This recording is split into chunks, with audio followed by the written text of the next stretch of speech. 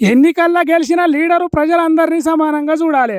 ఓట్లేసిన వాళ్ళను ఓ తిరిగా, వేయని వాళ్ళను ఇంకో తిరిగా చూస్తారా? అస్సలు చూడొద్దు. కానీ వేములవాడ ఎమ్మెల్యే ఆది శ్రీనివాస్ ఏమన్నాడో ఈ రైతన్న చెప్తున్నాడు. ఈయనుండ్రి. మాకేమంటే మాకు నీళ్ళు వస్తలేవనంటే మీరు సచ్చుడా సావుర్రి అని చెప్పి కూడా ఆయన మాట్లాడిండు.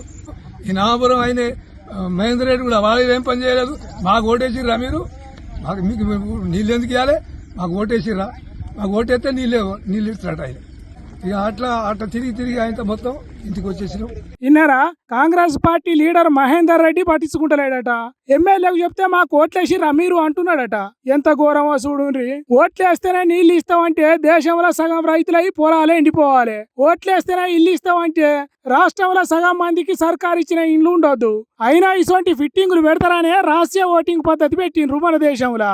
అయినా కూడా ఓట్లేయని సంగతి తెలుసుకున్నారంటే వీళ్ళేదో దొంగ సూపు చూసినన్నట్టే కదా. పంటలు ఎండిపోతున్నాయి, నీళ్ళు ఇయ్యండి మహాప్రభు అని అంటే ఎమ్మెల్యే గెలిచిన వాళ్ళు గిట్లనేనా మాట్లాడేది? సిసిసి ఏం లీడర్లో ఏం పాడో. ఇక్కడ ఇట్లుంటే ఇక్కడ చూడుండ్రి. నీళ్ళు ఇయ్యలే, మా చెల్లెకి నీళ్ళు రాలే, మాకు బోరింగ్ పోయలే, మా పొలం 2 ఎకరాలు ఎండిపోయింది. ఇక కౌలు వేసింది పోయింది, మాది 2 ఎకరాలన్నారా మాది పోయింది. మా పసలకు కూడా నీళ్ళు దొరుకుతట్లేవు. ఇంకా 2-3 రోజులు అయితే ఇంత నీటి ఎద్దడి మాత్రం ఇంత ముందుకు ఎప్పుడు కాలేదు. ఇప్పుడు ఈ పొలం కూడా అన్ని పొలాలు ఎండిపోయినా గానీ ఇక్కడ మాత్రం వాటర్ ఉండేది. ఊర్లో కూడా వారం రోజులకు ఒకసారి నీళ్ళు వచ్చే పరిస్థితి ఉంది. భువనగిరి జిల్లా హనుమపురం ఊర్లే కాల్వలలో నీళ్లు రాక, పుష్కలంగా పోసే బోర్లలో నీళ్లు లేక పచ్చటి పైరు ఎండిపోతున్నదని ఏడుస్తున్నారు రైతన్నలు.